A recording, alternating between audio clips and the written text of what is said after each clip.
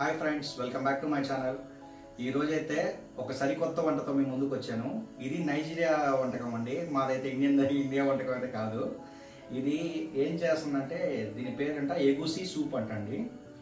ఇది వీళ్ళ traditional dish అండి. ఒకసారి తిని చూద్దాం ఎలా ఉంటుందని. ఈరోజు తినాలనిపించి ట్రై చేస్తున్నాను. నేను ఇక్కడికి వచ్చి నైజీరియాకి వచ్చి 6 ఏళ్ళు అయింది. ఇప్పుడు దాకా ఒక్కసారి కూడా నైజీరియా డిషెస్ ఏది ట్రై చేయలేదు.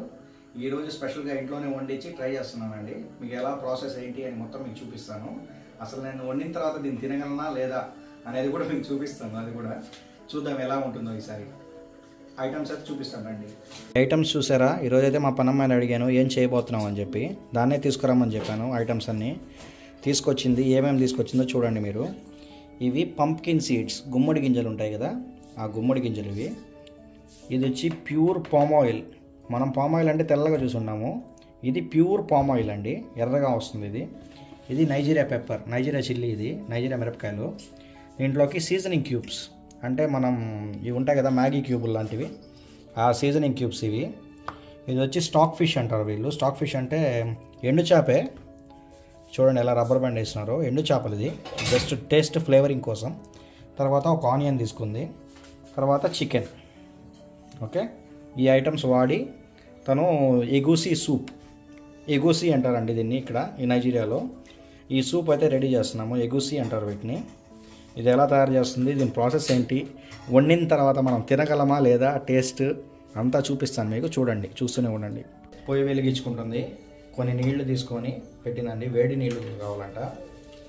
ఈ వేడి నీళ్ళు ఎందుకంటే ఈ ఫిష్ ఉంది కదా, ఇది బాయిల్ చేస్తారంట. నేనైతే ఎక్కడా చూడలేదు ఎండు చేపని బాయిల్ చేయడము. ఎండు చేపని బాయిల్ చేస్తుంది వేడి నీళ్ళలో పెట్టి.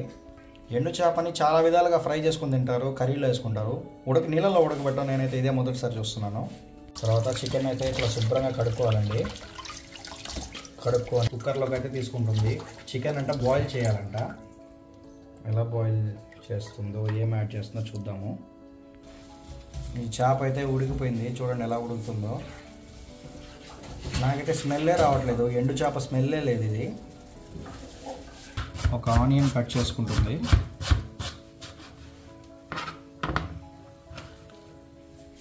తర్వాత చికెన్లో అయితే యాడ్ చేస్తుంది. దాంతోపాటు ఒక సీజనింగ్ క్యూబ్ అయితే తీసుకుందండి. ఇందాక చూపించాను కదా మ్యాగీ సీజనింగ్ క్యూబ్, అదైతే వేసింది. తర్వాత కొద్దిగా సాల్ట్ టేస్ట్ కోసం. తర్వాత నీళ్ళు అయితే పోసుకుంటున్నాము, ఉడకబెట్టడాలంట ఇది. దీంట్లో ఏమేమి వేసారు చూసారా?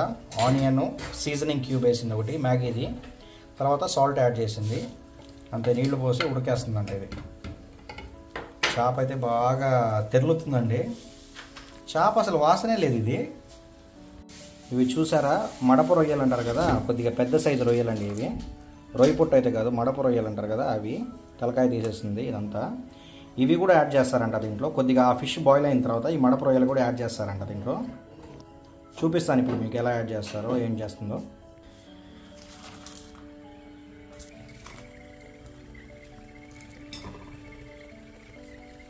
చూసారా? దీంట్లో అయితే యాడ్ చేసేసింది.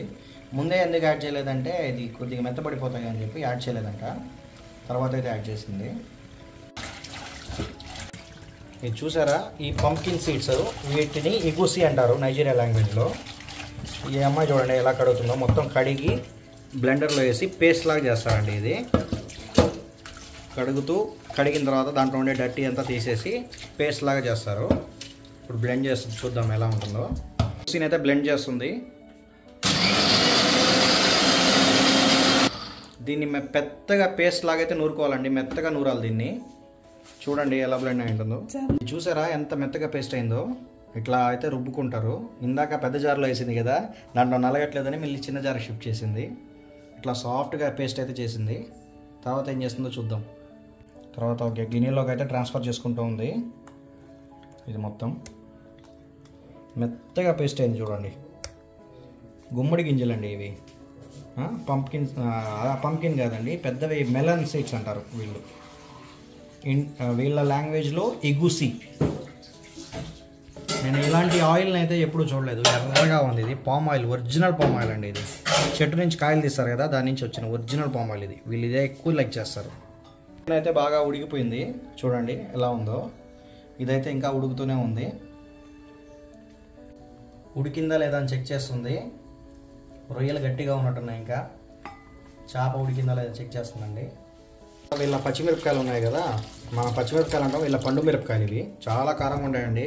కారం అయితే అదిరిపోద్ది. ఇది బ్లెండ్ చేసి అంటే గ్రైండ్ చేసిన తర్వాత మూత తీస్తేనే మన కళ్ళు మండిపోతాయి, దగ్గు వచ్చేస్తుంది, అంత కారంగా ఉంటాయి ఇవి. చూసేసుకోవాలి ఇది తినేటప్పుడు మాత్రం. నైజీరియా కారం మిరపకాయలు అంటేనే ఫేమస్ అండి. ఆ ఘాటు తట్టుకోలేము, చాలా ఘాటుగా ఉంటాయి. గుంటూరు మిరపకాయల కన్నా ఘాటు ఉంటుంది, దానికి రెండింతలు ఉంటుంది. ఆ పచ్చిమిరపకాయలతో పాటు ఆనియన్ కూడా వేసి బ్లెండ్ చేస్తున్నాము, రెండు కలిపి బ్లెండ్ చేస్తుంది. చూడండి మెత్తగా నూరేసింది. ఇది పచ్చిమిరపకాయలు, ఆనియన్. ఇది ఇక్కడికి వస్తుందండి కారం. అయితే పెట్టుకున్నామండి. మా పనమ్మాయి మర్చిపోయి రెడ్ ఆయిల్ యాడ్ చేయాల్సింది పోయి మాకు రోజు వండి మా ఆయిల్ యాడ్ చేసింది, పామ్ ఆయిల్లో. దీంట్లో యాక్చువల్గా రెడ్ ఆయిల్ యాడ్ చేయాలి. ఇదేనండి ఆ రెడ్ ఆయిల్. చూడండి ఎలా ఉందో, చిక్కగా ఉంది కదా. చాలా హెల్తీ ఆయిల్ అండి. వీళ్ళు చాలా హెల్తీ ఫుడ్ అయితే తింటారు. మనం మొత్తం రిఫైండ్ ఆయిల్స్, రిఫైండ్ తింటాం, కానీ వీళ్ళు చాలా హెల్తీ ఫుడ్ తింటారండి. ప్యూర్ ఆయిల్ అండి పామ్ ఆయిల్. ఇది పోసినప్పుడు ఎర్రగా ఉన్నింది, తర్వాత బ్లాక్ అయిపోయింది. ఇది తర్వాత ఆనియన్ అయితే యాడ్ చేస్తున్నాము. మన ఆయిల్కి ఇంత పొగ రాదు, ఇదేంటో చాలా పొగలు వస్తున్నాయి ఆయిల్లో.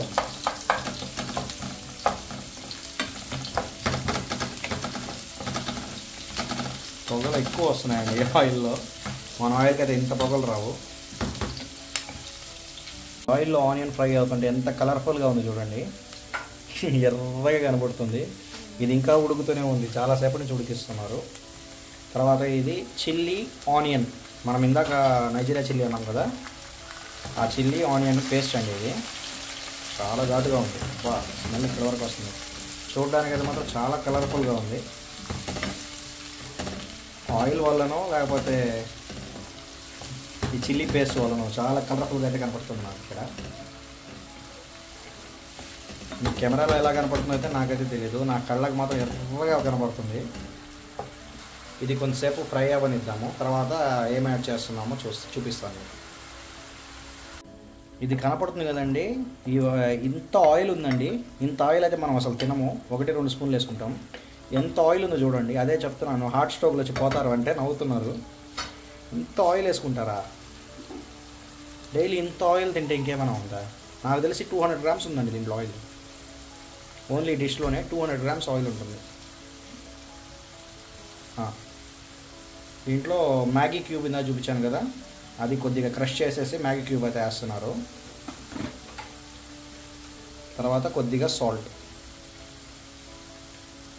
టేస్ట్ తగ్గట్టు సాల్ట్ కలుపుకున్నాము. చాలా కలర్ఫుల్గా ఉంది, కానీ చాలా ఆయిల్ ఉంది. తినాలంటే కొద్దిగా చూద్దాం, ఒక రోజుకి ఏం కాదులేండి. బాగా ఫ్రై అవ్వాలి ఇది. ఇందా మనం ఉడకబెట్టుకున్నాం కదా ఆనియన్స్, మ్యాగీ క్యూబ్ వేసి, అది దీంట్లో అయితే యాడ్ చేస్తున్నాము చికెన్ని.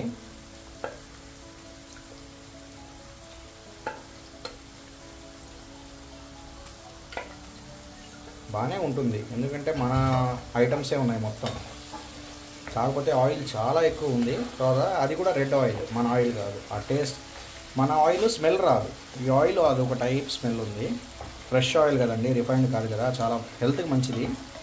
కానీ స్మెల్ మాత్రం డిఫరెంట్గా ఉంది ఆయిల్ది. అదొక టైప్, నాకు పులిసిన వాసన అనిపిస్తుంది. ఆయిల్ కొద్దిగా పుల్లగా ఉంది. పుల్లగా అంటే అదే వెరైటీగా ఉంది, చెప్పలేను, టేస్ట్ వర్ణించలేను. స్మెల్ మాత్రం డిఫరెంట్గా ఉంది ఆయిల్ స్మెల్. చాలా బాగుంది, కలర్ఫుల్గా ఉంది చూస్తుంటే. ఇది ఒక అరగంట నుంచి ఉడుకుతుందండి, అంత గట్టిగా ఉందో ఫిష్ ఇది. తర్వాత కవర్ చేసేస్తున్నాము, కొంచెంసేపు ఫ్రై అవ్వాలంట ఇది. ఇది ఏం ఫిష్ అనండి, అరగంట నుంచి ఉడికినా కూడా గట్టిగా ఉందంటుంది. అరగంట నుంచి ఉడుకుతుంది, ఇది ఇంకా గట్టిగా ఉందంట ఫిష్. ఇది ఉందో చూద్దాము. భలే ఉందండి, కలర్ మాత్రం అదిరింది.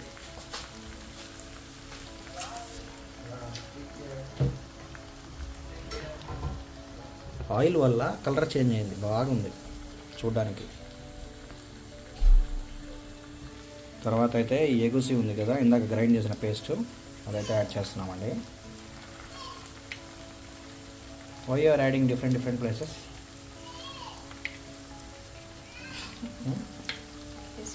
చూడ్డానికి ఐస్ క్రీమ్ ఉన్నట్టుంది ఇది. మా పనమ్మాయి డిజైన్ వేస్తుంది దీంట్లో, ఒక దగ్గర యాడ్ చేయకుండా మిగతాదంతా డిజైన్ యాడ్ చేస్తుంది.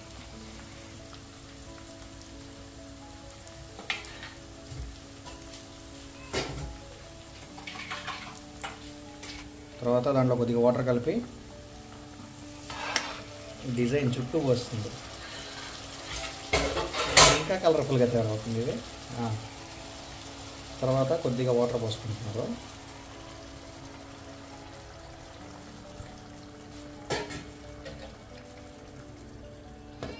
ఓకే, ఇదేం కలపకుండా అలాగే మూత పెట్టేశారండి, ఏం కలపలేదు. నేను ఇంకా మొత్తం కలిపేస్తారనుకున్నాను, కలపకుండానే అట్లాగే మూత పెట్టేశారు. ఇందాక బాయిల్ చేసుకున్నారు కదా ఫిష్, అదంతా వాటర్ దాంట్లో పడేసి నీట్గా కడుక్కుంటున్నారు కోల్డ్ వాటర్తో. దాంట్లో అయితే ఈ ఫిష్ డ్రై ఫిష్ తీసుకున్నాం కదా ఇందాక, డ్రై ఫిష్, ఎండు మడప రొయ్యలు ఇవన్నీ యాడ్ చేస్తున్నారు. స్మెల్ అయితే బాగానే ఉంది, టేస్ట్ ఎలా ఉంటుందో. తర్వాత స్పూన్ పెట్టకుండా ఇలా మన చేపల కూర కలుపుతాం కదా, అట్లా కలుపుతున్నారు చూడండి. స్పూనే పెట్టలేదు, అది తిందండి, కలర్ఫుల్గా ఉంది. ఇది పైన వేశారు కదా మనం ఎగుసి అనేది, అది చెదిరిపోకుండా పన్నీర్ ముక్కల్లాగా వస్తాయంట. ఎక్కువ అట్లాగే కలిపేసామంటే పీస్ అయిపోతుందట. అందుకని ఉడికిన తర్వాత కలుపుకుంటే చిన్న చిన్న పీసులుగా వస్తాయంట, లేకపోతే కర్రీలో మొత్తం కలిసిపోతుంది. అది కలర్ మాత్రం కేక్ అండి, చూడంగానే తినాలనిపిస్తుంది. ఇది ఓన్లీ కూరేనండి, దీంట్లోకి దేంతో తింటానో అది కూడా చూపిస్తాను మీకు. ఇది ఓన్లీ కూర వరకే, ఓకేనా. దీన్ని ఎగుసి సూప్ అంటారు. ఎగుసి సూప్ అని ఎందుకంటున్నారంటే ఆ ఎగుసి యాడ్ చేశారు కాబట్టి ఎగుసి సూప్ అంటారు. ఇప్పుడు దీన్ని దేంతో తింటారనేది కూడా చూపిస్తాను, చూడండి. అది కూడా మీరు ఇక్కడ కనిపిస్తుంది కదా మీకు పొడిలాగా, దీన్ని గారి అంటారండి. మీకు కసావా తెలిసే ఉంటుంది, కసావా కర్రపెండలం అంటారు కదా కసావా. ఆ కసావాని పౌడర్ చేస్తే గారి వస్తుందండి, దీని పేరు గారి. కసావానే దీన్ని గారి అని పిలుస్తారు. దీంతో మనం రాగి సంగటి ఎలా చేస్తాము అలా చేసుకుంటామండి. దీనికి 3 పేర్లు అండి. కర్రపెండలం లాగా ఉన్నప్పుడు కసావా అంటాము, ఇట్లా పొడి చేసిన తర్వాత గారి అంటాము, దీన్ని వేడి నీళ్ళలో వేసి ఉడికించి సంగటిలా చేస్తే ఎబా అంటాము. 3 రకాల పేర్లు అండి. ప్రోడక్ట్ అయితే ఒకటే, 3 రకాల పేర్లు. మనం ఎట్లా అయితే చిల్లీ చికెన్ 65, చికెన్ మంచూరియా అంటామో, కోడ్ ఒకటే, ప్రోడక్ట్ డిఫరెంట్ వండినప్పుడు డిఫరెంట్ పేర్లు అంతే. కసావా అనేది గడ్డ, దుంప. ఆ దుంప నుంచి వచ్చిన పౌడర్ లాగా చేశారు కదా, ఈ పౌడర్ వచ్చి గారి నుంచి వచ్చే వేడి నీళ్ళలో కలిపి సంగట్లా చేస్తే దాన్ని ఎబా అంటారు వీళ్ళు. ఇది నైజీరియా లాంగ్వేజ్లో అండి ఇవన్నీ. చూసారా పొడిగా ఎలా ఉందో ఇది. దాంట్లో కొన్ని పీసులుగా కూడా కనపడుతున్నాయి నాకు, కానీ ఇది ఇట్లాగే తినేయచ్చండి. చాలా తీయగా ఉంది, నోట్లో వేసి నవ్వులుతూ ఉంటే చాలా తీయగా ఉంది. చూపిస్తాను మీకు ఎలా చేస్తాం. ఇది కూడా ముందుగా హాట్ వాటర్ పెట్టుకున్నాము, పొగలు కక్కుతుంది.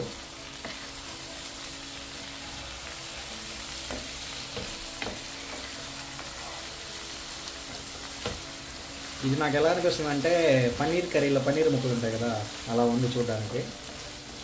ఆయిలే చాలా ఎక్కువ ఉంది.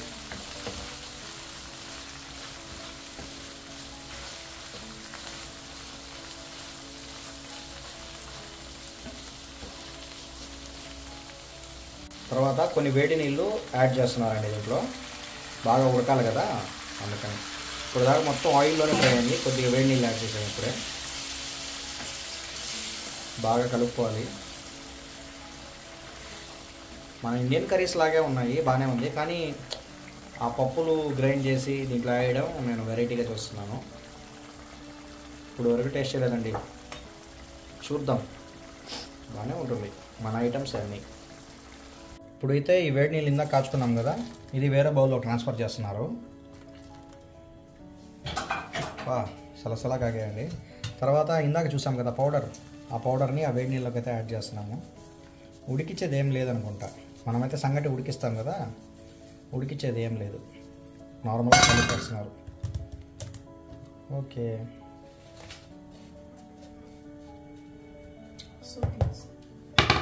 వేడి నీళ్ళలో ఉడికిచ్చేది ఏం లేదు, కానీ కరెక్ట్గా నీళ్ళు కలిపేసి దాంట్లో కొంచెంసేపు ఉంచుతారంట, అలా అప్పుడు మగ్గిపోద్ది వేడి నీళ్ళకి. ఓకే, కవర్ చేసి పెట్టేస్తే మగ్గుద్దంట. చూద్దాం. బాగా దగ్గర పడాలి. ఇలా చూసారా కన్సిస్టెన్సీ ఎలా వచ్చిందో? బాగా దగ్గర పడాలి, బాగా ఫ్రై అవ్వాలి. ఈ మూమెంట్లోనే దాంట్లో సాల్ట్, పెప్పర్ అన్నీ చెక్ చేసుకుంటాము. ఏమైనా తగ్గినా కూడా పెరిగినా కూడా కొద్దిగా అడ్జస్ట్ చేసుకుంటాము. కరెక్ట్గా 2 మినిట్స్ తర్వాత మూత తీస్తే మగ్గిపోయింది బాగా. ఈ కర్ర చూడంగానే నాకు మా అమ్మమ్మ ఆదివారం సంగటి చేసి పెట్టేది. ప్రతి ఆదివారం మా ఇంట్లో సంగటి, చికెన్ కూర ఉంటుందండి. అది సంగటి మా అమ్మ ఒక పక్క చేస్తూ ఉంటుంది, మేము ప్లేట్లో పట్టుకొని రెడీగా ఉంటాము. అది గుర్తొచ్చింది నాకు. ఈ కర్ర నేను ఇండియా నుంచి తీసుకొచ్చాను. తాడి చెట్టు ఉంటుంది కదా, మా ఆవిడ, నాకు సంగటి అంటే చాలా ఇష్టం అండి, మా ఆవిడ చేస్తుంది. మా మమ్మీ ఇది సైడ్లో చెక్కేసి నాకు ఇచ్చింది. కర్రలు ముళ్ళు ఉంటాయి కదా సైడ్ అంతా, అది ఇట్లా చూడండి, ఇలా కలుపుకోవాలి. ఇది కొద్దిగా ఫాస్ట్గా కలుపుకోవాలండి, చాలా వేడిగా ఉంటుంది. ఇది కొద్దిగా చల్లబడిందంటే గట్టి పడిపోద్ది మన సంగట్లాగే సేమ్, కానీ చాలా గట్టిగా ఉంది. ఇది ఒక టైప్ స్వీట్ స్మెల్ వస్తుంది, బాగుంది ఇది కూడా. నైజీరియన్స్ ఇలాంటి ఫుడ్ తింటారు కాబట్టి చాలా గట్టిగా ఉంటారండి. మనం రైస్ అన్నీ తిని మనం షుగర్లు వచ్చేస్తాయి మన తొందరగా. చాలా హెల్దీ ఫుడ్ అండి ఇది, కసావా అనేది చాలా మంచిది.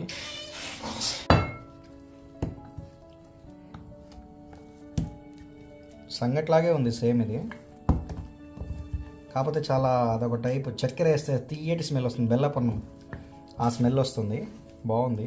ఇంత తినగలనా? సరే, I take small, I cannot eat plenty like this. Half come out. చాలండి, నేను ఎక్కువ అయితే తినలేను, ఫస్ట్ టైం ట్రై చేస్తున్నాను కదా. ఓకే, దీన్ని సంగట్లాగా రౌండ్గా చేసేస్తుంది.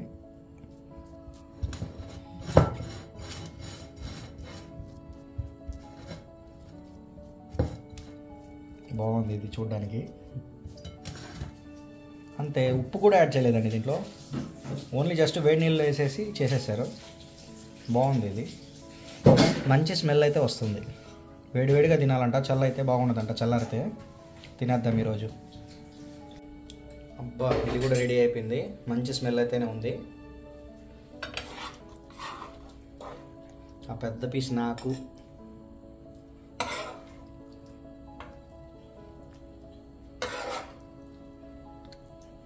I need the dry prawns. చూడండి, ఆ రొయ్యలు కావాలని చెప్పాను నేను. చూద్దాం టేస్ట్ ఎలా ఉంటాయో. ఓకే ఓకే ఓకే, చూడడానికి ఎంతో కలర్ఫుల్గా ఉండే ఎగుసి సూప్, ఎబా, ఈ రెండు రెడీ అయిపోయాయి. ఈ డిష్ వచ్చేసి నైజీరియాలో ఎరోబా అనే ట్రైబ్ ఎక్కువ తింటారండి. ఈ డిష్ని చాలా ఇష్టపడి తింటారు. ఎరోబా అనే ట్రైబ్ వాళ్ళ డిష్ అండి ఇది. సరే, మనం తింటూ మాట్లాడుకుందాం, ఎలా ఉందో టేస్ట్ చెప్తాను పదండి. ఇప్పుడైతే ఇది తీసుకొని టేస్ట్ చేసి చెప్తాను ఎలా ఉందో, మీకు చూపిస్తాను. ఏ పన్నీర్ కర్రీ లాగే ఉంది సేమ్. ఆయిల్ మాత్రం చాలా ఉందండి. ఒక రొయ్యది పెట్టుకొని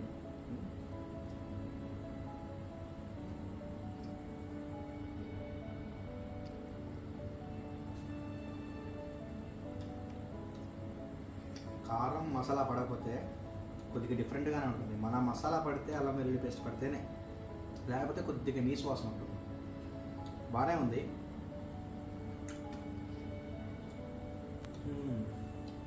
ఎగుసి బాగుందండి.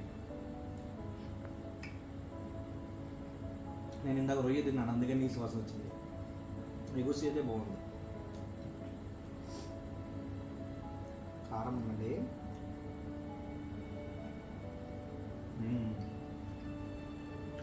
టేస్ట్ అయితే అదిరిపోయింది, బాగుంది. ఫస్ట్ టైం ట్రై చేశానండి, చాలా బాగుంది. కాకపోతే దీంట్లో సాల్ట్ కూడా లేదు కదా, కొద్దిగా సప్పుగా అనిపిస్తుంది. సరే అండి, ఇకైతే వీడియోకి బాయ్ బాయ్ చెప్పేద్దాము. Thanks for watching. Please subscribe to my channel.